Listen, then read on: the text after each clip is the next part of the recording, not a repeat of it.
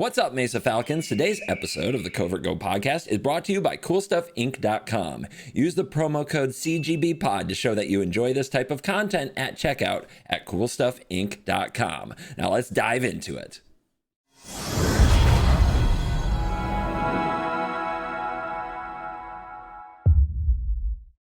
Raren, hi. You're excited about Final Fantasy coming to Magic Arena, right? Sure.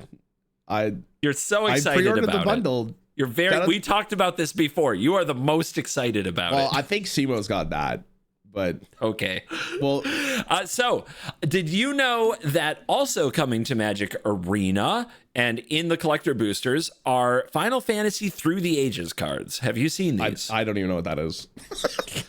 These are reprints. They're 64 reprinted old cards with new Final Fantasy characters and art, but functionally the same as Magic the Gathering cards from the past. Okay. And many people on Arena are excited because this could be the set that brings cEDH, competitive EDH, to Magic Arena. Now, we only have Brawl, which is a 1v1 format, but that is a pretty good place to play the spikiest possible commanders against each other.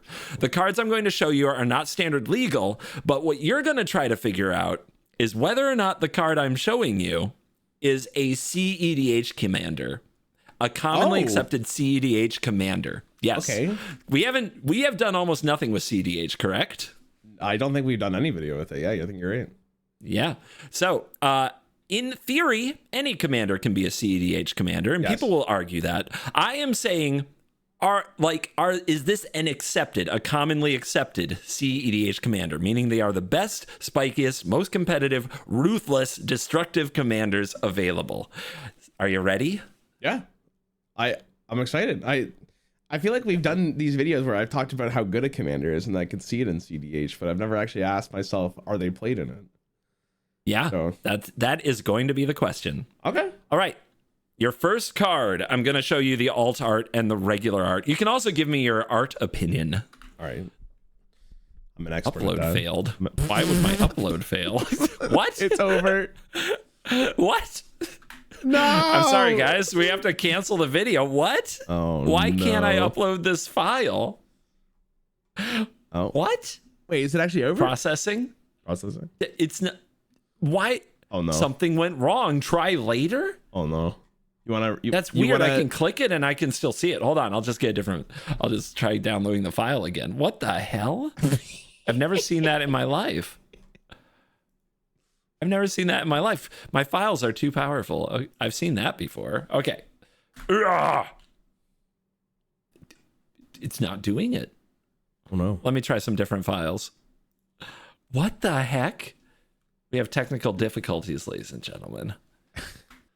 Okay. Now we've scrambled. We've met our technical challenges. We've totally solved them. Let's start with this beautiful card. Nope, that's not it. Okay. Okay. Oh. Art is nice. Okay. Let me just drag this so I'm like looking in the same position every single time. Okay, Terra Brandford. So this is the name from Final Fantasy. This isn't. Oh yeah, because the one under it's the actual like commander itself. Okay. Terra Brandford. This is also Ursa Lord High Artificer. 2 neutral, 2 blue. Legendary creature, human artificer. When Terra Brandford enters, create a 0/0 colorless construct artifact creature token with this token gets +1/+1 for each artifact you control. Tap an untapped artifact you control, add blue mana. For 5 mana, you could shuffle your library, then exile the top card until the end of turn. You may play that card without paying its mana cost. This is a 1/4. Okay. That's a very overloaded card, so let's break this down. Stat-wise, irrelevant. 4 mana for a 1/4 is horrible, so like, whatever. The first effect, you create a 0/0 colorless construct artifact creature token. So this is a 0/0 unless you have any other artifact on the board. The second you have one other, if you summon 2 of these, that's +2/+2. 3 is +3/+3, and so on and so forth for each one, but that's not counting every other artifact you may have. Is Soul Ring an artifact? Soul Ring is an artifact. That seems very important. Tap an untapped artifact you control. So by tapping an artifact, you gain 1 blue mana. I'm not sure how good that would be, but maybe there's something I'm just not thinking about. Maybe you don't care and you just rather have the mana than have its ability. So I'm sure there's some use cases for this. You could also do that more than once a turn, I'm guessing, based on the wording. Yes, that's right. For 5 mana, you shuffle your library and exile the top card. So you're paying 5 mana to basically just rip a card from the top of your deck and then play it if you want to. So that means you're putting this into a deck where you're probably running a lot of high cost stuff, hopefully. The fact you have to shuffle is really interesting. So that means you can't just like preemptively put something on the top, because I think there's a mechanic in Magic that lets you do that. Is that... There are a number of cards like Brainstorm and things that do that. So yeah, the shuffle part is important. I don't know how good the last effect is. I think it's like the first paragraph seems to be the most important thing here. This is an artifact itself, right? So it doesn't give +1/+1. So you get +1/+1 immediately. And those have summoning sickness, I guess, right? Because they're summoning as this enters. So the correct answer is that it does have summoning sickness. Why did you say the correct answer? What does that mean? Because, well, some things can be used whether they have summoning sickness or not. Oh. If an ability is, say, templated a certain way. Oh, wait, hold on a second. Can I tap one of those artifacts that I'm summoning for blue mana? Yes, the construct can be tapped for blue mana when it enters because the artifact has gained this ability. Actually, no, it's not the ability of the artifact. It's the ability of Urza, and it can be used without tapping Urza. Therefore, it does not require it to be unsummoning sick to use the ability. That is insanely interesting now. That's why you want it. That's why that line of text is there. Gives you additional mana for each one you have. So if you don't want to attack with it, or you can't because they have summoning sickness, you're able to do this. That's a really interesting card. Let me, in Hearthstone terms, like maybe it would work. It's harder to actually understand how good this is because obviously we don't have artifacts. So it depends on what cards would be one. I think this is a really good card though. Kind of annoying. It's like I think the way like I maybe have to scale this is how quick does this get out of hand and how broken can you make this, and it kind of passes both of those little like flying colors. So I think this is very good. Is it broken? Maybe. Is it a cEDH commander? I think it's very competitive. I think it is very competitive. It's very cheap for like a very good effect that you must kill, and depending on like what your board state looks like when this enters, you could do some really disgusting stuff with this. The way you look at this is like it's virtually just 3 mana, because like you're getting a mana back for just summoning this, because you're probably tapping that token guaranteed when it enters. So I think this is very good. I think it's competitive. Looks very good. I don't even like the last paragraph. It's like just extra, but it's still probably okay if you need something desperately. Yeah, I think it's a good card. I think it's playing competitive. Urza Lord High Artificer is one of the classic cEDH competitive commanders coming now to Arena for Brawl, which is very exciting. I've also shared the original art with you and the art for the construct. If you had any preference in arts, you would be welcome to share. I actually like the original one more. Right? I think it like good looking dude, right? It represents the card more. Is how I'm going to describe it. That's why I kind of like it a lot more. I mean, yeah, seems good. This card is out of Modern Horizons 1 and was the first printing of Urza as a legend, I believe, which is like a very famous character in Magic lore. Like the early Antiquities War was fought between Urza and Mishra, the brothers, and is a big deal and created a very powerful card, which is nice to see. Urza is particularly known for being a stacks commander because of cards like Winter Orb, which say as long as Winter Orb is untapped, players can't untap more than one land during their untap steps. Urza can tap the Winter Orb at will for mana while completely locking the other players out of the game. Perhaps even more brutal is Static Orb, which says players can't untap more than 2 permanents while it's untapped. So this is common Urza stuff. Nice. The other thing you want to note about Urza as we move into evaluating cards for cEDH compatibility and whether or not they're the most dangerous commanders in the world is this an outlet. And what I mean by that is Urza is an outlet for infinite mana. If a player is able to generate infinite mana with a combo, which is often how games of cEDH end, with one player doing a combo, not with attacking each other.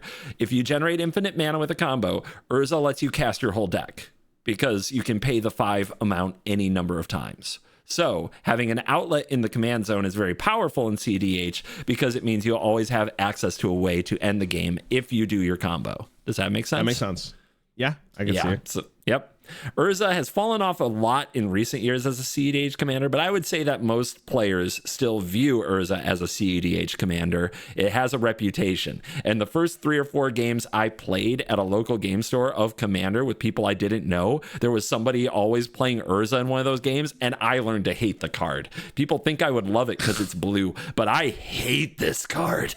Okay. I hate it so much. All right. We'll move on to the next one. Angry. The one in Best of One is coming to MagicCon Las Vegas. I'm hosting a Best of One Standard event on Friday and Saturday at MagicCon Las Vegas. You always thought you could take down the one in Best of One? Well, here's your chance. Bring a standard deck and join the event on Friday, June 20th or Saturday, June 21st. This is an 8-round, 25-minute Swiss Best of One showdown. Every player gets a special set of blue sunglasses to unlock your inner CGB. Get to 8 wins? You'll get 30,000 ticks, a playmat, a jumbo card, and an uncut sheet of Magic the Gathering. So bring your very best to MagicCon Las Vegas. Check out my link in the description and sign up for the CovertGoBlue Best of One Standard Challenge. And I will see you there. You're cool. Who? Golbus, clad in darkness, 3 neutral, 2 black. This is Sire Conrad the Grim. Oh my god, he looks pretty sick. I'm not gonna lie here. Now I'm really curious to see what the original one looks like. But okay, I can help. When another creature dies, or a creature card is put into a graveyard from anywhere other than the battlefield, or a creature leaves your graveyard, Golbez deals 1 damage to each opponent. For 1 neutral, 1 black, each player mills a card for a 5/4. Oh, okay. The Final Fantasy art looks so much better than that. What the hell? Oh yeah, you're not loving Sir Conrad the Grumpy Man? Oh, is it Sir? I said Sire. Oh, I don't know. Sure. I think Sir is commonly used. Sir makes sense. Sir makes sense. Sire has an E on the end of it, I think, actually. With it is a knight. This is a human knight. It's probably a Sir. Not cut up with my medieval lore. Okay, whenever another creature dies or a creature card is put into a graveyard from anywhere other than the battlefield, or a creature leaves your graveyard. Okay, so milling a card means you do 1 damage to all 3 opponents. And you can do that multiple times, and it's in black. So the thing I gotta remember is that black, you can only run black cards. Is there a critical mass of cards that mill in black for competitive CD or competitive commander? Mill is associated much more with blue. In black, your cards are more likely to mill yourself than your opponents. Oh, okay. Wait, I just mistakenly read this. It's each player mills a card, so potentially you're doing a lot of damage, right? In a 4-player game? Yeah, that's a lot. It's possible. That's a lot of damage. Potentially a lot of damage if everyone mills a creature. That's this card's also just really interesting because, like, if it's on board and anything dies, like, that's absurd. It's a weird card. Is there a card in your game that says when a creature dies, you gain a mana this turn? There is a card called Pitiless Plunder. Let me provide. Because here you go. In Hearthstone, Druid has a card that says when a minion dies, you gain a mana crystal for this turn. This is not a common effect, but this is an example of a card. There are a few things that do this. This is probably the most popular example. Whenever the creature control dies, create a creature token. Okay, so you can keep using those to sacrifice to gain more mana. Okay. And this doesn't work. This only says creature, right? So treasures are not creatures. Treasures are artifacts. Yep. So you don't get additional damage, but you would get infinite mana in a sense. That combo seems a little too slow, though. Like, if I compare it to the first one, this one seems slower. I have to be missing something if this is going to be a competitive card. Like in normal Commander, though, I feel like this is still a card you have to kill pretty quickly. Otherwise, things get out of hand really fast. But you're playing with 40 life instead of 20. That's a lot of potential cards. I have to think of it like, what is the best circumstance for this? It's either you have a ton of stuff on board that you can wipe immediately, or you have the ability to mill a ton of stuff from your deck. Because you have 100 cards in your deck, it has to be a creature.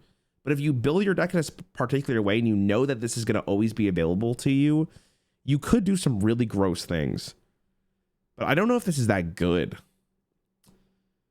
Well, like, it's good. It's just, is it competitive enough for... Is it the best? I feel like in competitive CEDH, from what I understand, is like, the way you could tutor cards specifically is probably incredible.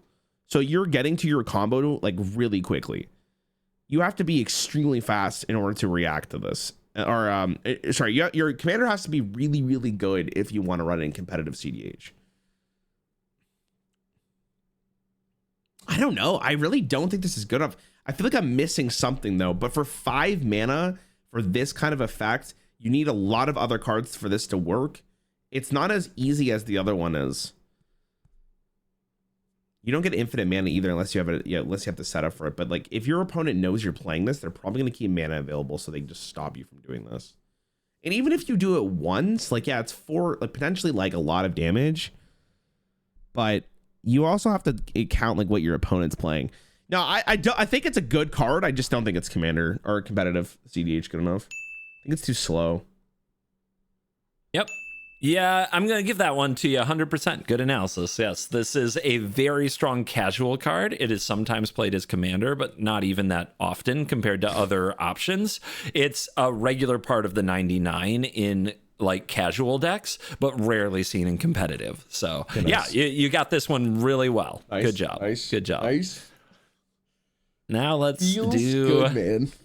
Yeah, you feel good? You feel good about it? You basically understand cEDH at this point. You're totally ready for a game. I think I would hate it, I'm going to be honest. I think Commander especially is a game I don't really want to play casually. What the hell is this? Gilgamesh Weapon Collector? Where's this man's face?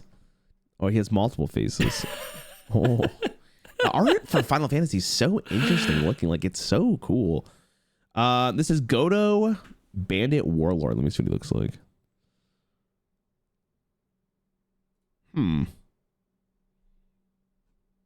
I guess, okay, the Bandit Warlord makes sense. The Weapon Collector is so interesting. I wish it was more defined, but I kind of like the art style. It's growing on me. Okay, anyways. 5 neutral, 1 red. This is a human barbarian, if that matters. When Gilgamesh enters... So, hold on. Stop for a second. How come they only wrote when Gilgamesh enters instead of Gilgamesh Weapon Collector? Is that just like... they flip-flop on that? I feel like I always see the full name. Yeah, so that is a recent change that they've slowed down on the full name and only used like the first part of the name. As you can see, I provide the regular art of Godo Bandit Warlord, and it does say when Godo Bandit Warlord enters. Okay. But if this were printed today, you also look further down, it says whenever Godo attacks for the first time. It must just be for like formatting. They give themselves some leeway on it. Again, I've said this before, but I feel like they could just say this and everyone understands what that is, but it's fine. When Gilgamesh enters, you may search your library for an equipment card. Put it onto the battlefield, then shuffle. Okay. So 6 mana to draw an equipment. Can you give me an example of an equipment just so I understand exactly what we're talking about here? I don't want to... Like, is it the weapon? Give you just any equipment? Like, just so like, I have an idea. Like, maybe something that's good, just so I have like an actual comparison to make here. Because so far that says 6 mana to just pull an equipment out of your deck, and I don't know if that's actually good. So, when Gilgamesh attacks for the first... I will show you the most played equipment in Commander. How about, or at least one of them? I'll take How that. about that? I'll take that. I will take that. I'm not saying there aren't other equipment you'd want. Is that clear? That's fair. That is fair. Okay. That is fair. I just need... Okay, Lightning Greaves. Okay. Sure. Okay. Okay, 6 mana for... I'm going to assume there's better, more applicable equipment for this. So I'm hoping you're in other words, like, it has to be... For paying 6 mana, you have to be happy to draw an equipment from your deck. It's also not random. It's just like you pick the one, which is very nice. but it has to be worth spending 6 mana on this. So let me read the second paragraph and then we'll have a conversation. When Gilgamesh attacks for the first time each turn, untap it, and all samurai you control after this phase, there's an additional combat phase. It's a 3/3. So Gilgamesh can't attack the turn that it is played unless you're playing with something that gives it haste. So Lightning Greaves is actually applicable here. So you want to give it haste immediately, then attack with all your other samurai, untap it again, and do it again. So this is almost like Wind Fury in Hearthstone, which is like good. Oh, God, that seems so slow, but can I ask a couple questions here? Because this is going to really change the analysis. How likely are you to have like samurai on board when you can play this? Unlikely.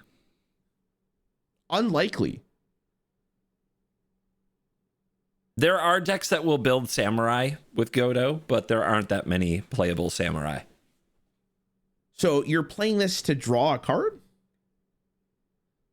A card. A very specific card, potentially. That card has to win the game. Like, if I'm playing this competitive, it has to win the game. Like, it has to be so strong that I'm willing to...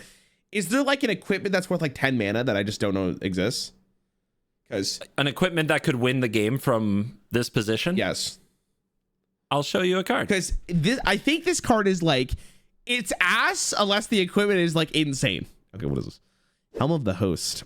At the beginning of combat on your turn, create a token that's a copy of equipped creature, except the token isn't legendary. If equipped creature is legendary, that token gets haste. Okay, so what you're saying is that this goes on infinitely. You just once this is equipped once in the sky, you just keep resetting the attack phase, if I'm understanding it correctly. So you get infinite of these, and then it keeps going and going and going. It's literally just infinite attacks. So now the question ends up being, do you win the game from playing this? That's a great question. Infinite Godos, infinite attacks? Can a creature only be equipped with one equipment? It can carry multiple equipments.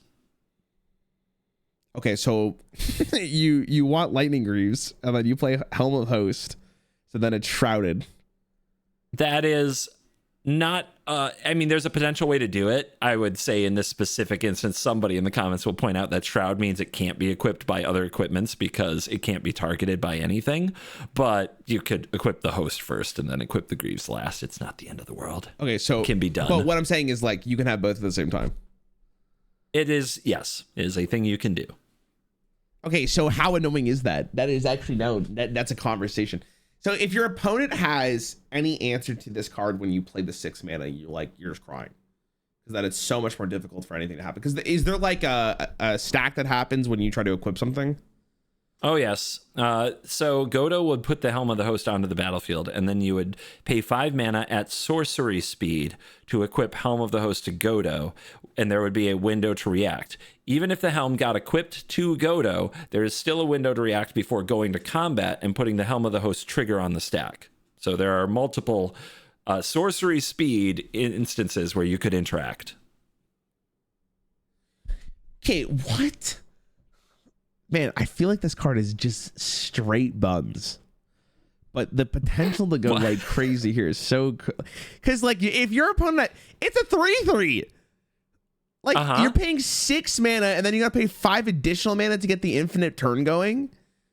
Like, bro, that is straight Disneyland, no? Like, that is straight Disneyland. There's no way you're getting there. Like, look at the last two. Like, what are we talking? No, this has to be not playable. Like, I have to be missing something here, or my opponents have to be bots. I'm not going.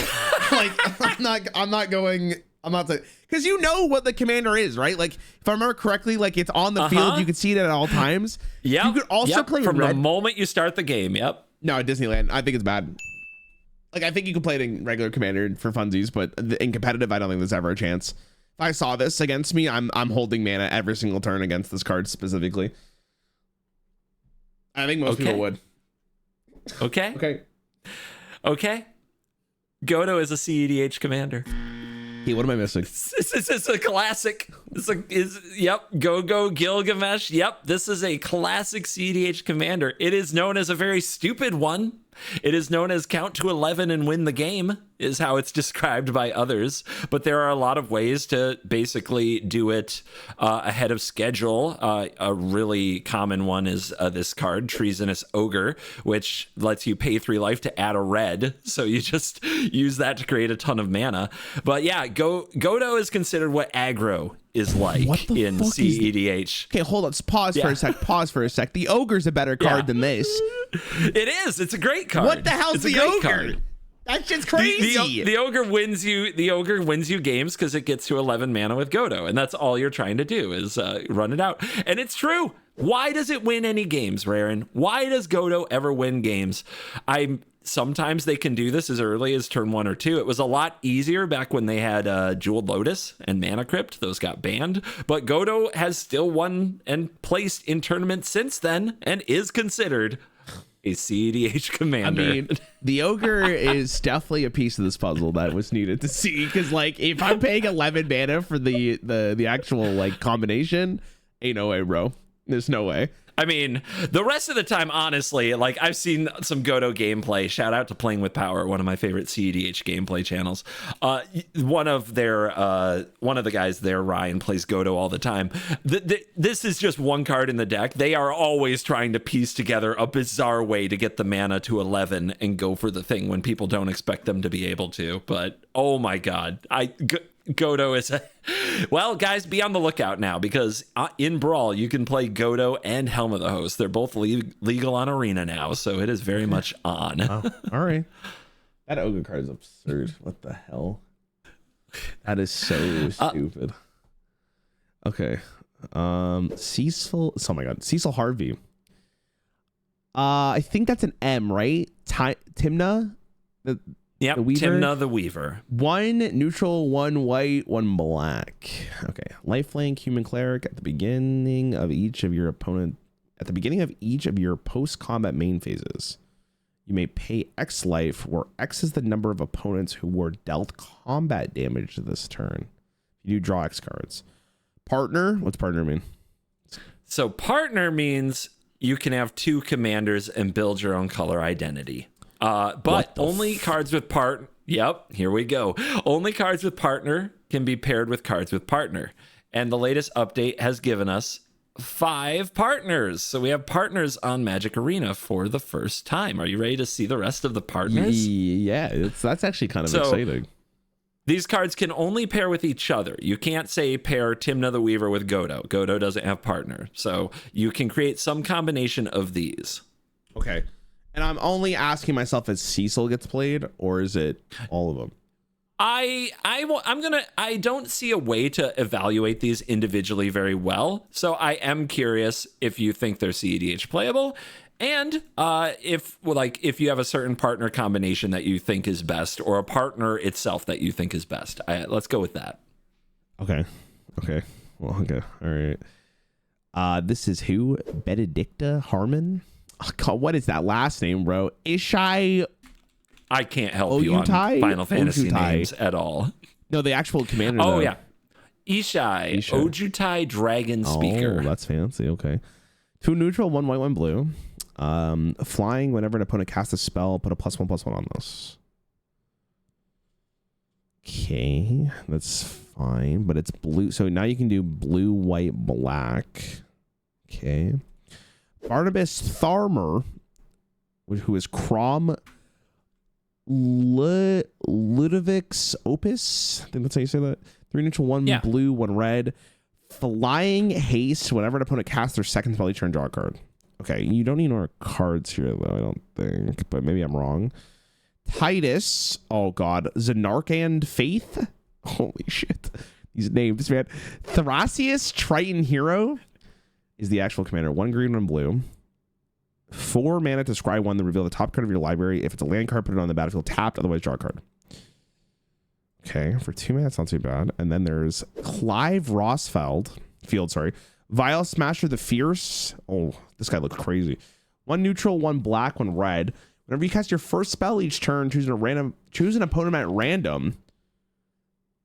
This deals damage equal to the player's. This deals damage equal to the spell's mana value to that player or planeswalker that player controls. Deals damage equal to that spell's mana value to that player or planeswalker that player's controls. Okay, I see what you're saying. Oh, hold on. I'm just looking at the art real fast for the older cards. I mean, the Final Fantasy ones kind of do a lot here. It looks so much cooler. Crom looks really good for the older one. I'm a huge fan of that. Oh, yeah. So this is actually really intriguing because now you enable quite a bit of deck building here for cards that probably would be not great on their own. So you're going to have to explain one thing. Does that mean like you have 2 cards in your commander zone? It does. And does when one commander dies, because you have to play the commander tax, does that also apply to the other one? It does not. Oh. Each one has their own commander tax that accumulates with each time each individual commander dies. Both count as a commander.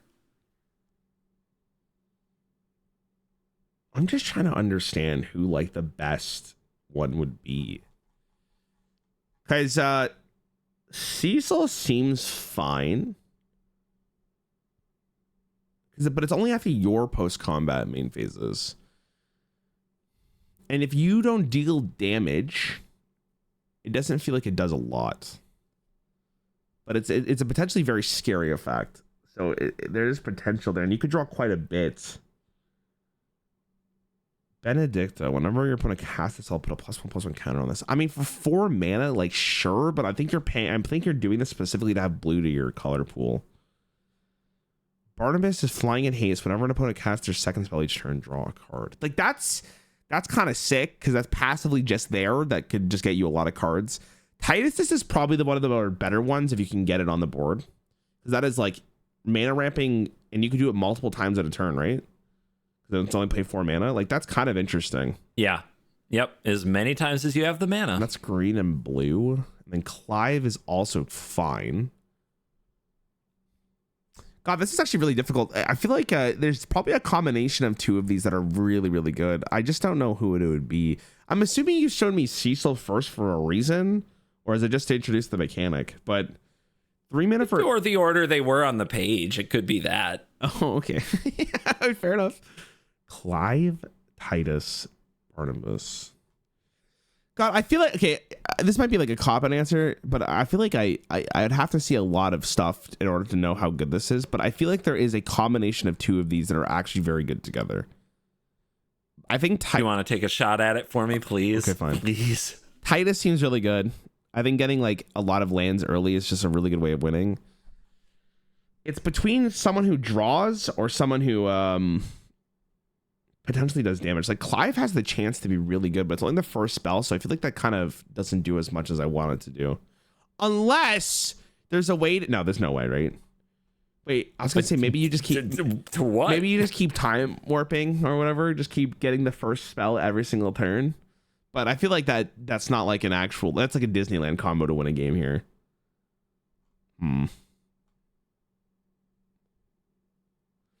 God, Barnabas's effect is so good. He's just so expensive.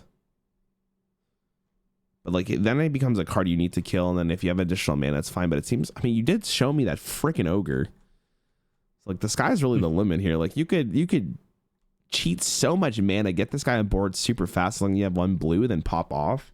Yeah, I'll go with Barnabas Titus or Crom on Thrasios, or what the fuck you say. Those are the 2. Crom and Thrasios. I feel like mana ramping's so good, but I actually have that's a tough decision, man, because I feel like all of them are good in some way. I'm just not sure. All right, and do you think they're cEDH playable? There's probably a way you win the game with Titus very early on. So yeah, sure, I'll go with it. I think there's a possibility. They're combative. Okay, let's see what you got. Oh God. Partners in cEDH. You are looking at by far the most played commanders in the format. Okay. Wow. All of them. Some more than others, and I'll get into exactly what that is. But something to understand about cEDH is you are often looking for the best cards, and you are often not trying to fully rely on your commander. Now, Godo really relies on the commander. The deck is a piece of trash without it. But it also has this I win combo in the command zone where it just has to do one thing and it can win. Most of the commanders that we know and love from Casual Commander require decks built around them to be particularly powerful, right? Okay. But in cEDH, you're trying to win with spell combos. You're trying to interact on the stack. You're trying to do all these things. You're not trying to run a bunch of cards that interact with your commander. So having the right color identities that you can kind of build yourself by selecting 2 partners and having access to the cards you need to do combos, and then also having multiple cards in your command zone, basically starting with a 9-card hand, right? Yeah. Instead of a 7-card hand is a big deal. And you want your commanders to provide cards in the command zone when possible. Something about Tymna the Weaver that's particularly different in cEDH is that most people aren't putting a lot of creatures on the board. So your opponents are open far more than they are in Casual, where building board states up to a victory is normal. In cEDH, you're often trying to do a lot of stack interaction and combo, so being able to attack your opponents for a point here or 2 points there with Tymna and draw cards, 2 to 3 cards a turn cycle with Tymna, is not as uncommon as you think it is. Okay. So Tymna the Weaver is the most popular, most played commander in the cEDH format as a single card. Now, Tymna's most common partners, number 1, Crom, Ludovic's Opus, because as you identified, it's passive card draw. You just put it out there. Almost everybody has to play 2 spells a turn. And it does say whenever an opponent casts their second spell each turn. So if an opponent is interacting at instant speed on someone else's turn, which is a good part of the format, and they cast 2 spells on that turn, that is another card from Crom. So it is also another card from the player playing their turn. So that's 2 cards from Crom on that turn if 2 other players are having a little counterspell battle. Does that make sense? That makes sense, yeah. So also the color identity. Tymna supplies white and black. Crom supplies blue and red. You get access to 4 colors. This is arguably, and for a long time has been, the best combo pair in competitive Commander. Completely, like full stop. It's called Blue Farm. The deck is called Blue Farm, and it is literally Tymna Crom, and it's been on top for God knows how long. Its closest competitor at the time we're recording this is Thrasios Tymna. So you were very close. You got Crom and you got Thrasios. It was just the Tymna hanging out is the big one. Okay. Yep, you were very close. But you identified 2 of the top 3. I'll take it. Thrasios provides green, which allows you to go in a different direction, providing Gaia's Cradle to do combo pieces, which is a busted card on its own. And Thrasios is an outlet in the command zone. If you generate infinite mana with a combo, Thrasios will let you draw your deck. So a lot of people do turn to Thrasios. And now these are coming to Magic the Gathering Arena. So we can play the most competitive possible commanders against each other 1v1. Nice. It's gonna be something. Yeah. You had good analysis. I'll give you a lot of credit for the analysis. Okay. Here's a side question. Right? Aren't you worried that people are gonna play this card, in competitive like brawl, I should say, and it's gonna ruin the format for a lot of people because they're just gonna do some disgusting thing?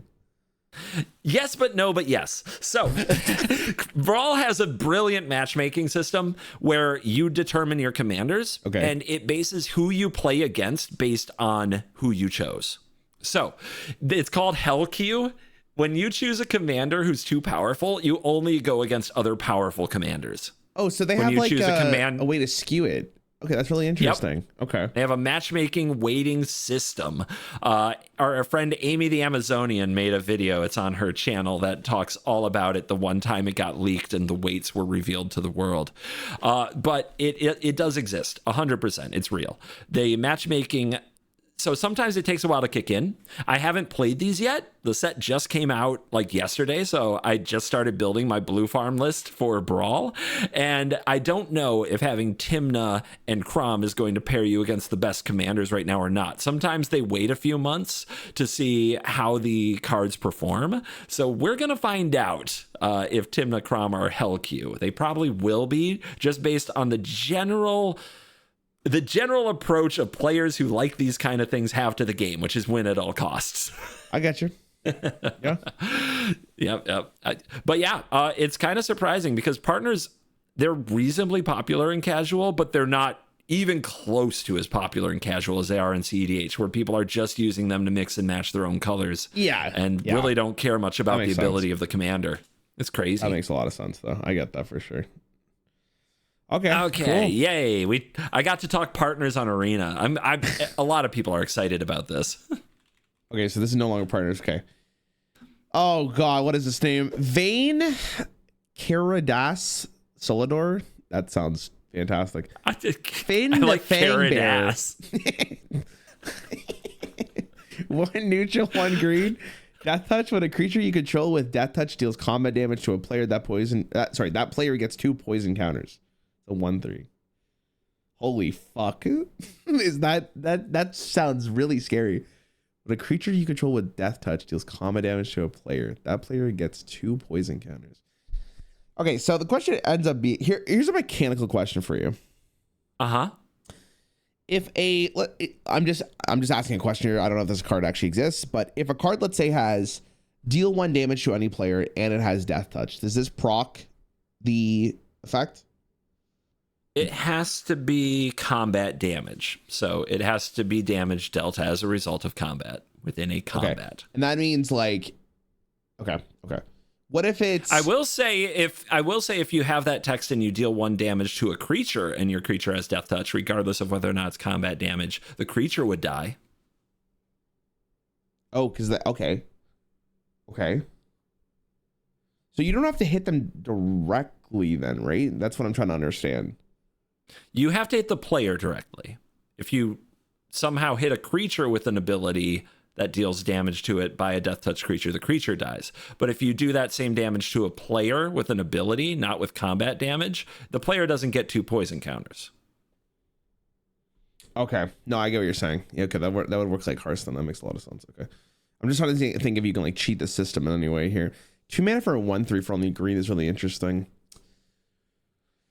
I mean, this could get really scary really quickly. You were just talking about how people are not as likely to block because of just the way they play or build their deck, so they have more spells rather than creatures. But how good is this? You need 10 to die, 10 poison counters to die, right?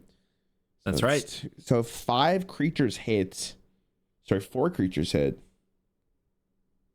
No, 5. Okay, 5. Because I'm assuming if I understand this correctly, it hits, but then rather than only hitting or only giving them 1 poison, it gives them 2. Not it hits them, gives the poison, but then also gives them an additional 2 poison. It hits them and it gives them 2 poison. What if it has death touch and it has poison? Would it be 2 or 3? That's right. That's what I was actually asking. If it also had the ability poisonous? Yeah. Like and it had death touch. Yeah. Would it give 3 or 2? It depends on the wording on poisonous. This is getting crazy. Okay, no, I don't know if I can answer this one. I'm trying to min-max this card here because it seems like you need You need to do something extremely broken. If it had death touch and you gave it toxic, I know the poison counters would stack. But I don't know about poisonous because that's an old ability. And sorry. My bad. I'm using Hearthstone terms. Sorry, because poison's the keyword in Hearthstone. Toxic is the one I was thinking about. If it has death touch and toxic, would it do 3 counters or would it only do 2? If it has toxic 1 and death touch, the player would receive 3 poison counters. Man, how good is this though? Like honestly, I feel like this is such a weird one because 1 green for this. It's hard to do anything, right? Like I don't know. I guess you can ramp a ton. You get some like the elf cards, and then you get a ton of mana, and then you start building a lot of stuff. But then like the elves don't have death touch, but you're gonna be tapping them. You could probably build a really annoying deck because I feel like this gets out of control very quickly. But I mean, surely your opponent has a way to answer this or do something against this. It's like 2 mana. Surely. It's like 2 mana. It's been the case every time so far, right? Surely they can just stop it. Is there a card? Well, you showed me the Greaves, but is there a card that is like toxic and has haste, like inherently? That's cheap? No. No. You would have to build that creature with like an equipment like Greaves and then something that already has toxic. God, I don't see it. I love that you're trying to piece these like. Well, that's what it is. You're right? trying to make a Franken creature. That's what it is. I feel like all of these cards and like this is the general vibe I'm getting here. If you want to be a competitive commander, you have to have a very specific reason that you can abuse. And I can see how you could abuse this, but you would have to have like maybe the God Hand to do this, because I feel like unless there's a way to make a ton of tokens that all have death touch that are able to attack relatively quickly, like how are you doing this? Maybe I'm really underestimating how little removal there is in this game, but I feel like that's not the case, because you would have to counter other people's. You can't just play your own game. Maybe it is actually. Yep. Maybe it's just Hearthstone. Maybe I don't care what my opponent's doing and I'm just playing the game.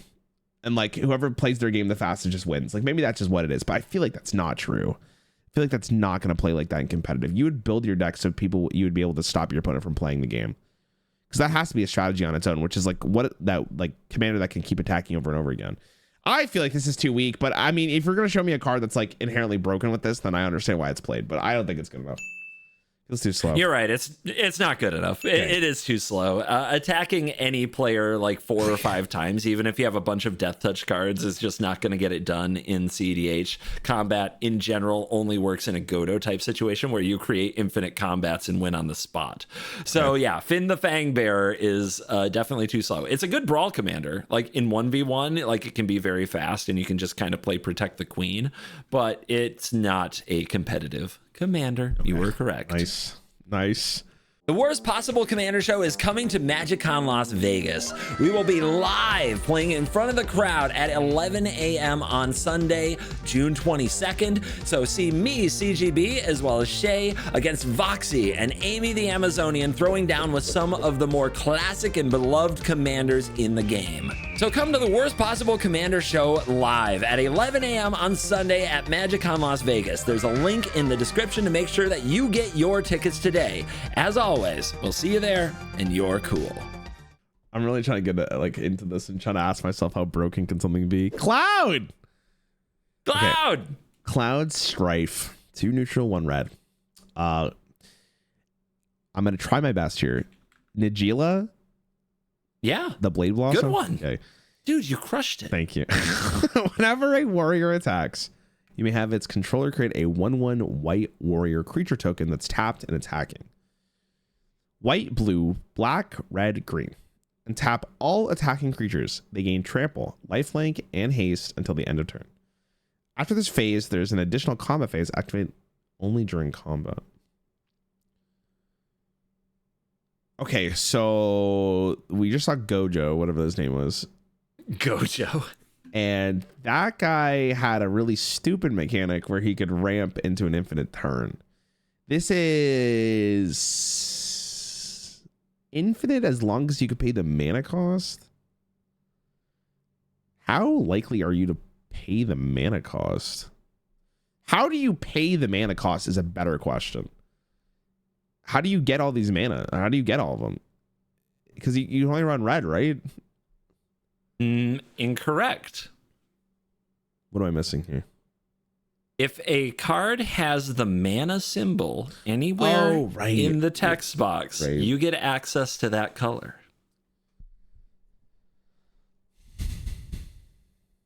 I'm really trying to understand why this is good. Hold on. We have a direct comparison to this, which is the Gojo card. Like he is the guy. Like you have to be better than him in order for this to be played. Like what am I playing this for? It's Godo. Sorry, Gojo. Okay. You have to be better than Godo in order for this to be ran. Like that is the equivalent. Like it's like I don't know how much you ever see like League, but sometimes champions are just strictly better than other champions, so like that other champions ever played. And this is kind of the same thing. How do I spend 5 mana multiple times in order for this to go infinite when I could just do the other thing? I don't see it. How is that possible? Because I guess you would go when this, like, if this is your only warrior on board, you would go, this attacks, you create a 1/1 white warrior creature token. Then if you have all 5 mana, you untap them again, they gain trample, lifelink, and haste. You create 2 more white warriors, and then therefore if you have the mana again, you do it again, and it keeps on going, and it gets exponential because it's going to be really annoying. But where do you get the mana, bro? Like, how is this fast enough than anything else you've showed me? And would you like to see a Magic card? Sure, show me. I need some kind of synergy here because I truly don't see how this is playable. Professional Face Breaker. Oh god, okay. 2 neutral, 1 red. Menace. When one or more creatures you control deal combat damage to a player, create a treasure token. Okay, so you get mana. Sacrifice a treasure token. Exile the top card of your library. You may play that card this turn. Do treasure tokens give you any colored mana? They do. Okay, so now that this is on board, this is also a warrior. So you would go Cloud, Facebreaker, attack. You get 2 1/1 creature tokens, which means when one or more creatures you control deal combat damage. You only get 1 treasure token though, or are you getting 1 per attack? For each thing that you damage. So this can give you 3 treasures, which is still not 5. But I'll show you just a couple more cards. Derivi, Imperial Tactician. 1 green, white, blue. Flying. Whenever this enters the battlefield or a creature control deals combat damage to a player, you may tap or untap target permanent. So that's lands. For 1 mana, green, white, blue. You can put this on the battlefield from the command zone. All right, but this wouldn't be your commander. Derevi as a command, as a commander is a whole other story. Yeah. Druid's Repository. 1 neutral, 2 green. When a creature you control attacks, put a charge counter on Druid's Repository. Remove a charge counter from Druid's Repository. Add 1. Okay, so that card's actually pretty goated. Okay, so there's your mana chain. I mean, dude, like, what the fuck? This is so Disney, no? Like, what? You don't think you can just get 5 attacking creatures and then this card on the board and have them survive the combat and just keep going? No. You don't think so? No. Like, again, I'm comparing this to Godo, and that card's infinitely better. Like, I'd rather just run that. I'd rather high roll the ogre and win the game than go through all these hoops. Final answer. Najeela is, through a lot of cEDH's history, one of the top 5 most played commanders in the format. And it's fallen off in recent years. It was definitely better with Jeweled Lotus and Mana Crypt, because getting this out on turn 1 and just starting those beatdowns early. Najeela is one of the few decks that could be fast enough with its spiraling ability, with the way it keeps creating more and more warriors, that you could actually beat people to death with Najeela. On top of that, Najeela has a 5-color identity, which means that you could run what's called no bad cards Najeela, which is basically a combo deck using all 5 colors that doesn't care about the commander whatsoever. But Najeela is a beloved, and has been a beloved cEDH commander that's fallen off only in recent years after the bannings of Mana Crypt and Jeweled Lotus, because the ability to play this on turn 1 would get just fast enough to be relevant in cEDH. But yeah, Najeela is definitely considered in its lifetime a cEDH commander. Okay. So, but right now this card's unplayable. I mean, not unplayable. A lot of people still play it. It hasn't had as many top finishes as it had in the past. It's still a widely played cEDH commander. That's so interesting, because I always have this conversation where it's like, is it the commander, or is it the fact that you got so much mana from the very beginning that was the difference? Because you need that Innervate, or you need the Mana Crypt. It's interesting. I think that with Najeela in particular, it is the fact that there are 1-card combos. They are somewhat slow, as you pointed out. Like Druid's Repository is a good combo, but a bit of a slow one. So is Derevi. So getting Najeela out fast is still important. But it is the fact that it's only 1 card plus your commander. So it's basically a 1-card combo, as they're called. Like, you find this card and you can win the game. Right? Yeah. So if there are 1-card combos with a commander, that does make it more likely to be a cEDH commander just in the existence of that option. I got it. It's really interesting. Yeah. That's a lot of hoops. Honestly, yeah. It took me, when I started learning about cEDH, it took me a long time to understand why Najeela was good. Yeah, I think it's like a long time. I think I would have to see it. Like, it's funny because every time we do these videos, sometimes I'm like, what the fuck? Like, how is this even good? Even after you explain this to me, like, what? But if I saw it once and I saw what it could possibly do, then maybe I would be more understanding of it. I need to see it. Shout out again to Playing with Power. They're a really good gameplay channel, especially for this era of time that cEDH was growing as a format. Yeah. You can find like a lot of Nagila games on there and gives you an idea of all the different ways that Nagila is a competitive cEDH deck. Oh boy. Here's another there. It's kind of cool. A lot of new abilities are coming to Magic Arena and the Brawl format, and because of this bonus sheet, and this is another one of them coming right up. Okay, why does this art is just ripped from the game? Kuja, Mage Manufacturer. This is Inala, Yeah. Archmage Ritualist. 2 neutral, 1 blue, 1 green. Sorry, green. 2 neutral, 1 blue, 1 black, 1 red.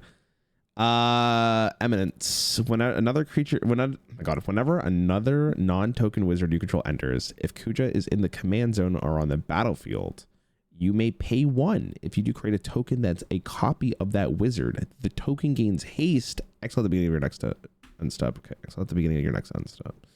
Tap 5 untapped wizards you control. Target player loses 7 life. Holy shit. Wait, hold on. God, this art is so funny on the Final Fantasy one. It literally looks like they just ripped it from the from the game. They would never. Whenever another non-token wizard you control enters, if Kuja is in your command zone or battlefield, which is like I guess you just never pull it from your command zone, then you may pay 1 if you do create a token that's a copy of that wizard. How likely are you to make how likely are you to make wizard tokens or non-wizard tokens? Sorry. How likely are you to make non-wizard tokens? Sorry, non-token wizards. My God, sorry. The way I said. How likely are you to make non-token wizards? This is such a tongue twister. Oh my God. Wizard is a popular Magic the Gathering class. Let's see. Where is it rank in the Kindred list? How far down is Wizard? Is it top 10? It's not quite top 10. It's 11. So it's the 11th most popular type in Magic. Okay, so there's a critical mass of them that you could probably do. You can make this like 11 is damn high. It is damn high. Target player loses 7 life. You'd have to do that quite a bit. So in my mind, it's like you're never pulling this out of the command zone. Like, why would you?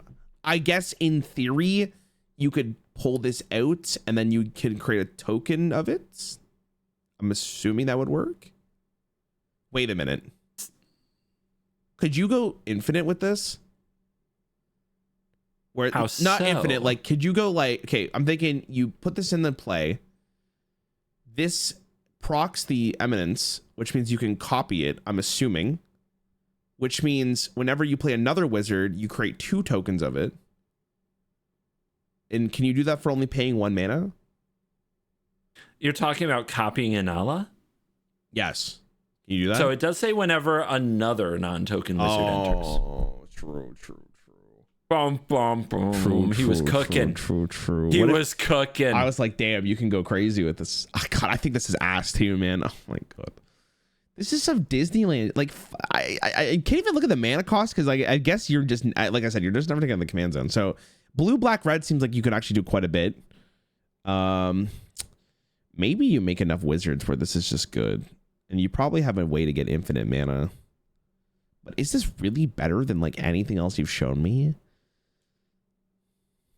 I don't think so. I guess it also gains haste, so you're doing damage as well. It copies all word or all text on the wizard that the token's going to create, right? It does. And this is where Magic and Hearthstone would be very different. So I'll give you a commonly played wizard, and you would get the Enter's ability to trigger if you made a copy of it.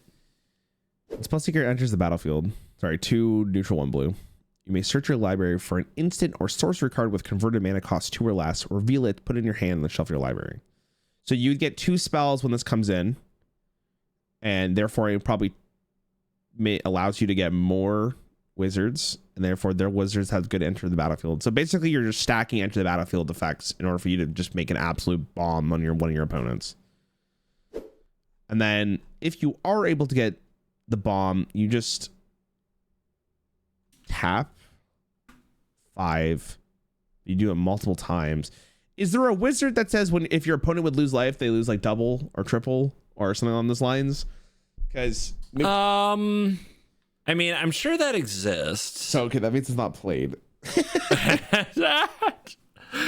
I'm going with trash. I also think this is good enough. Like maybe there's a way you could do it, but I feel like it's so tough though, because this is the first commander you've shown me where I don't have to pull it out of the command zone. So like it saves you so much potential, man. I guess realistically, this starts becoming a problem exactly on turn 1. Your whole deck will be tokens, or a whole deck will be wizards, I'm assuming, and then you just have ways of just getting more wizards. So maybe this is just so overwhelming. Like your opponent constantly has to look at your side of the board and be like, okay, what wizards does this guy have, and how many can I let on the board without dying? You know what? I take it back. Maybe this is really good. I'm gonna say because you don't have the. I'm gonna say because you don't have to pay the mana cost, and it has pretty good colors. You're like relatively happy playing this card, and it can be really strong very early on. So you're gonna go with it's competitive. Inala Archmage Ritualist is a cEDH commander. The way you say that is like I'm so stupid. It's crazy, but sure. Sounds like I'm framing a thumbnail. Is that what it sounds like? Yeah, it sounds like it is. Well, you would be right. Inala Archmage Ritualist, aka Kuja, Mage Manufacturer, is a competitive commander. Nice. Not as played as it was back in the day, but still very much a played commander. But for reasons that you may have missed, you don't need many wizards. You were right that this Eminence is a controversial ability in Commander. It makes a lot of people salty that you get a benefit just by having this in the command zone. And the ability to tap 5 untapped wizards and make target player lose 7 life, that only works when Inala is on the field and isn't a big part, really, of what they're going for in that deck. No, all it really takes for Inala to be a competitive commander is one wizard that, if you make a copy of it, can find a 2-card win the game combo. Basically creating a combo out of 1 card, which is what Spellseeker is. Okay. So if you play a Spellseeker and make a copy of it and go get 2 spells, there are things you can do that then proceed to win you the game. Now, I would love to just show you 1 card, but it's not just that. It is a whole sequence of cards because you're copying a tutor. I'm going to try, for fun. For the fun of it, I'm going to read the Spellseeker combo from Inala. Okay, here we go. All right. Cast Spellseeker. Place Inala's trigger under Seekers. Resolve Seeker's trigger. Search for Culling the Weak, which is a 1 black, make 4 mana by sacrificing 1 creature instant. Okay. Cast Culling the Weak. Sack the Spellseeker. Add 4 black mana to your mana pool. Resolve Inala's trigger. Create a token copy of Spellseeker. Now you have 3 black mana. Resolve the token's ETB. Search for the card Unearth, which returns a creature to the battlefield. Cast Unearth. Returning Spellseeker that was sacrificed to Culling. 2 black mana in the mana pool. To shortcut. Resolve both Spellseeker and Inala's ETB triggers, letting you search for Burnt Offering and Finale of Promise. Cast Burnt Offering. Adding BRR to your mana pool. Sacrificing Spellseeker. Cast Finale of Promise. X1. Basically, I'm about half done. There is a flow chart that ends with you generating infinite wizards and mana, and attacking with endless token copies of something called Scholar of the Ages with infinite 2/2 wizards that you generated. Okay. Starting with 1 card being Spellseeker and Inala in the command zone. So that is why it is somehow using the command zone, a 1-card combo that, once you properly execute every step of the flowchart, can win the game. Hence, it is a competitive commander. What do you think? Are you ready for cEDH now? Wait, so hold on. Is this the best commander in cEDH then? Like, No. It's probably... Like, play-wise, I think it's still in, like, the top 25, but it's much closer to a fringe commander nowadays. Maybe it's more like top 40. I'm not positive when you count partner pairs. But it is, if you see it in the command zone, a lot of people will assume cEDH, and then they have to ask, like, are you Wizards typal? Are you just playing, like, 70 Wizards in your deck? Or is this the cEDH deck? It is pretty common to see Inala and think cEDH, which is how I'm kind of going off whether or not this is a cEDH commander. Okay, that's fair. What the hell? Okay. Does cEDH sound more appetizing now? Are you getting into it? No, absolutely not. No. Okay, which is cool. I'm going to check really quick if I showed you this card before. The next one I want to do. Okay. Oh my God. I got Jesus. probably 2 more. How long does the average game of competitive Commander go for? Like, I feel like it doesn't last very long. I am so glad you asked that question. It can be as quick as like 20 or 30 minutes a game for cEDH when people are having fun. But in tournaments, most games end in a draw. Most games do not complete in the hour time frame. What? Interesting. That's true. Why? That's a fact. Yeah, in tournaments, because everybody is yapping and politicking over every single thing, every single decision point at all times. It is not uncommon for draws to happen in cEDH. And I am so glad you asked this question, because I get to tell you about the drama that happened last week in cEDH. Okay. They recorded, so finals at some of these events are untimed final game. What do you think is the longest final of a cEDH tournament? Uncapped. A day. The longest they sat there playing one game. You're going to say a day? You're going to say 24 hours for one game? How much money's on the line? Not much. What is that? Is a good question, but let's say it's not life-changing money. Not close. Like what's life-changing? Like I spent 50,000.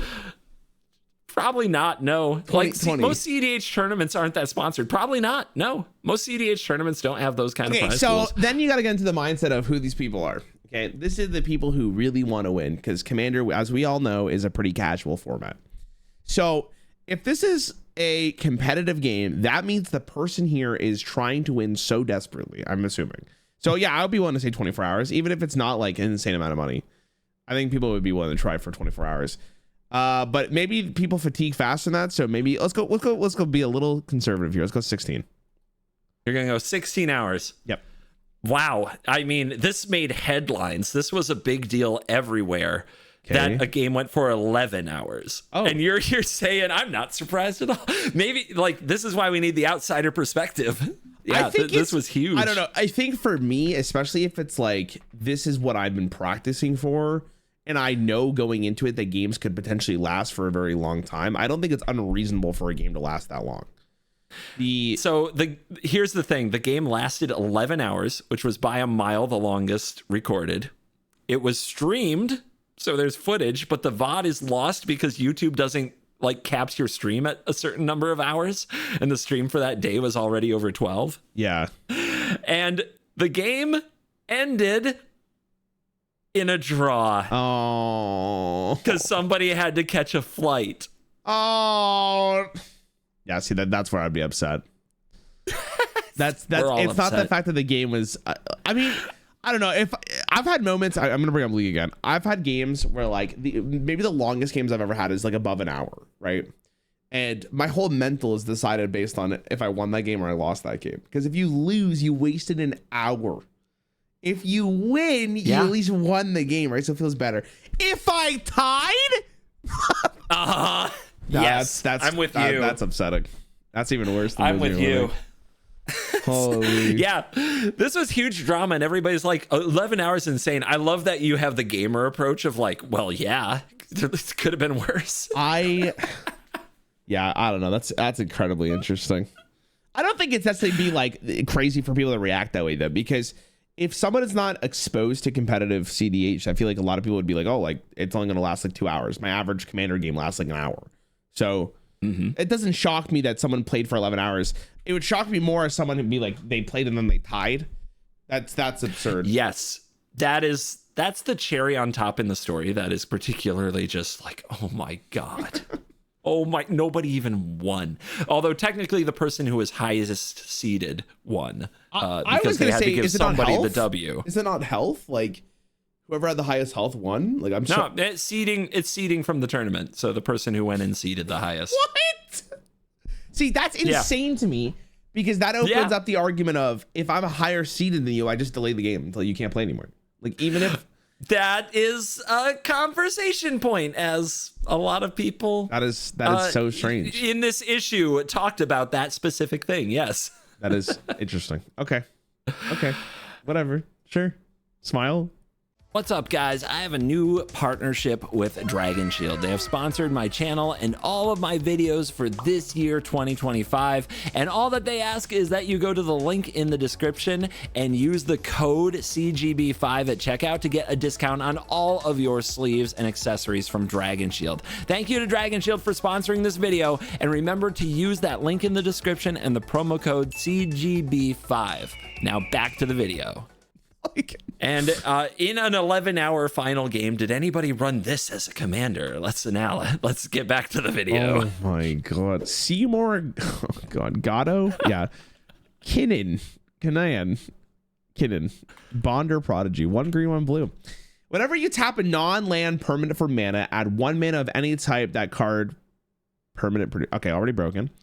For 2, 5 neutral, 1 green, 1 blue. The top 5 cards of your library. You may put a non-human creature card from among them onto the battlefield. Put the rest on the bottom of your library in a random order. Broken. Insane. The first line of text is disgusting. The first paragraph, I should say, is disgusting. That feels like if this is on board and I don't have an answer, I lost. Wait, that was Soul Ring is disgusting, no? Correct. Soul Ring would produce an additional colorless mana. No, that has to be so crazy. That's just like an ongoing effect. If you have like your deck built in a particular way, you probably just never run out of mana. You just win the game. That card reads, if I don't kill it, you lost. Or if my opponent doesn't kill it, you lost. Okay. I don't understand how it's bad. I'm trying to think of why would I not play this? When you tap a non-land permanent for mana, that means like treasures are really good because it's 2 mana for 1. That means with like anything that generates like with elves, dude, that's 2 mana. Nah, dude, that's so nuts. Nah, it needs so little for it to be so strong. I would imagine it's played competitively. That's such a nutty. It's also good colors. Yeah, I'm good with that. You're locking it in. You're just competitive. That's busted. That's it. That's just seems so good. Yeah, I wish I had more to add. Yeah, Kinnan's 100% broken. What a broken card. I think if you could, and it's definitely sees cEDH play. At times, it's been one of the most popular decks in the format. It's won a ton of big events. A lot of people love to play Kinnan. Very popular card. Very popular card. So. Okay. The interesting thing is that it's so popular that people play it in a lot of other decks, and then everybody fears it because they are afraid when they see Kinnan that it's cEDH every time. If you could say something bad about Kinnan, it's that it's only 2 colors, but they're 2 great colors. So it's not really a problem. And like other cards, it's an outlet in the command zone. So you generate infinite mana, and voila, you also get to look through your whole deck and put all your creatures that are not humans onto the battlefield, which often creates a game-winning combo on the spot. Kinnan is a giga-busted cEDH commander. You are correct. Nice. And it turns out mana's pretty good. Man, yeah, weird, right? Yeah, elves, artifacts, treasure tokens. It's nauseating to play against this card because killing it doesn't often do much. They just cast it again because they can devote so much of their deck to just being fast mana and they just play Kinnan over and over. The better strategy is usually to try to kill all their sources of mana, but that's like their whole deck and they have dozens of them. And it's nice. I hate this card. Nice. That sounds fun. Curious what you think of this one. Oh god. Yuffie Kisaragi, whatever. This is oh god, Yuriko, the Tiger Shadow. 1 neutral, 1 blue, 1 black. Commander Ninjutsu. So hold on. If I remember correctly, that mechanic was like once one of my minions is about to attack, I could pay the Ninjutsu tax and then it comes on board. I have sent you a reminder text version of Yuriko. Okay, so for 1 blue, 1 black, return an unblocked attacker you control to hand. Put this card on the battlefield from your hand or the command zone, tap and attack. Okay. Art on the original card is crazy good. That looks like a Sekiro boss. I'm a big fan of that. All right. Whenever a ninja you control deals combat damage to a player, reveal the top card of your library. Put that card into your hand. Each opponent loses life equal to the card's mana value. Whoa! Whoa, that is kind of crazy. Man, is that good? What a question. So if you have multiple ninjas on board, one of them is unblocked, you get to play this, and then theoretically you could do it multiple times. You also draw cards.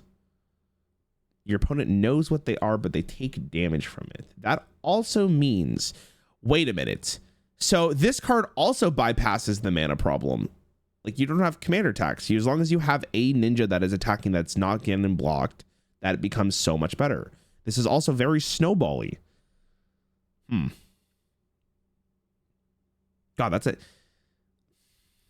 Here's a better question. What the fuck is on her left arm? What is that? I don't know the answer to that. The question I keep having is, why are the pants unbuttoned? Oh, why? Another great question. This is how you live? Yeah, this is some Final Fantasy. They probably did it for a reason. I've never played a single game, so I have no idea. I am. The weapon's also really interesting for a ninja. It's a huge shuriken. Okay. Is there like a ninja that is very good? Like, is there a ninja that is very good? Are there ninjas you want to play? Because that's what this is going to come down to. Because if the answer is yes, this card seems very good. Like, this is beyond a good card. Ninjas are the 34th most played creature type in Magic. Okay. 34th. So there's enough. You're saying basically there's enough of them that are good. It's not like 334th. It's 34th. Okay. I'm gonna say if there's enough good ninjas, this card's playable. Like, this is nuts. Also, if you hit like a high cost mana like that's theoretically insane. Like this, and that's every ninja. Yeah, I think this is good. Maybe slightly Disneyland and competitive, but I feel like it's so cheap and potentially so frustrating because you could play a ninja on turn 1 that can attack with haste. Like, this becomes on board and you're already starting the train. You never have to play commander attacks. Blue and black seems like a good color scheme. I'm about it. Yeah, sure. I think it's playing competitive. It's a cEDH commander. Yeah. All right. It is. Nice. Yep. Yuriko the Tiger's Shadow is definitely a cEDH commander. It fluctuates in levels of whether or not people think it is like good or one of the best choices, but it is always played. And it has a long time reputation of being a competitive commander. So much so, Yuriko is currently the 7th most built commander of all time, according to EDH Rec. And it is one of only, I think, like 5-6 commanders, something like that, that is itself labeled a game changer by the rules committee. Yuriko is supposed to be limited in what brackets it can go in because it's that competitive. Okay, that makes sense. That does make sense. Very snowball. It's very annoying. Are the ninjas good? The ninjas are fine. It is very rare that a ninja actually makes the cut in a deck outside of Yuriko, but Yuriko makes all ninjas so good. So good. Like, if it's just a 2-mana, 1-power unblockable creature plus Yuriko, it's a gamer. It basically is how it works. Like, a 1-mana cannot be blocked, or a 1-mana flyer that only has 1 power plus Yuriko is already good, because now you're just, every time it hits, you're revealing and getting card advantage. Every single ninja that hits is getting you card advantage and dealing damage. Not only that, but people love to add expensive cards to their decks in Yuriko that they can cast for cheaper. Would you believe, I'm going to have you check out this card. This card gets played in Yuriko. Shadow of Mortality. Dude, the art for this card is insanely good. 13 neutral and 2 black. I mean, what, you're just going for the high roll? You're hoping for it? Yeah. Your life total is less than your starting life total. This spell costs X less to cast, where X is the difference. So when you draw this card, it is just 15 damage. Yeah. When you reveal this with Yuriko, it's 15 damage. Is very funny. Yeah. That is very funny. Yep. I do believe it, though. Because, again, like, you just need one ninja to proc this. You just need one. And then all of a sudden, like, if you told me I could play a card that's like 2 mana charge, deal 15 damage. Like, I'm playing that shit. Like, what the hell? Like, that's crazy. Yeah. You also did a really good job identifying that the commander ninjutsu is basically cheating commander attacks. All you need is to maintain an unblocked creature to keep this coming back without paying commander tax. They can kill it as much as they want. If any creature is unblocked at any point, it's back every time. It's so obnoxious. Mana cheating is good. The art is cool. Yuriko looks really good. I'm a big fan of that. Can I tell you what makes people quit the game, though? Sure. And it's already happening on Arena. I did it to somebody last night because I built this on Arena. This is the first commander I built of these new ones. Oh my gosh. It was so rewarding. When you have another ninja with a ninjutsu ability, which means that you can return the unblocked creature to hand and put the new ninja in. So like I attack with my little dork, my piece of crap dork. The opponent says, okay, no blocks. I go, but they have mana open. I can tell. I know what they're thinking. They're going to kill my Yuriko. So I pay the commander ninjutsu and I bring Yuriko onto the battlefield. And they're like, before that damages me and you get your magic card, I'm going to use removal spell on Yuriko. Ha, ha, ha. And I'm like, oh yeah? I'm going to use ninjutsu from this ninja in my hand to return Yuriko to my hand and put this ninja onto the battlefield. And your removal spell misses. And if I have 2 more mana, I can ninjutsu again and put Yuriko right back on the battlefield. Yeah, see, that's silly. That is silly. Oh my god. Or if you have 2 unblocked creatures and they kill Yuriko, you can just Yuriko from the command zone for the other unblocked creature and she's back. She's back, baby. It's so it's unstoppable. And it's so obnoxious, dude. It's so obnoxious. Sounds like it. Jesus Christ. And people love her. So we'll answer questions about what's on her arm and why she doesn't button her pants at a later date. Okay. All right. That's...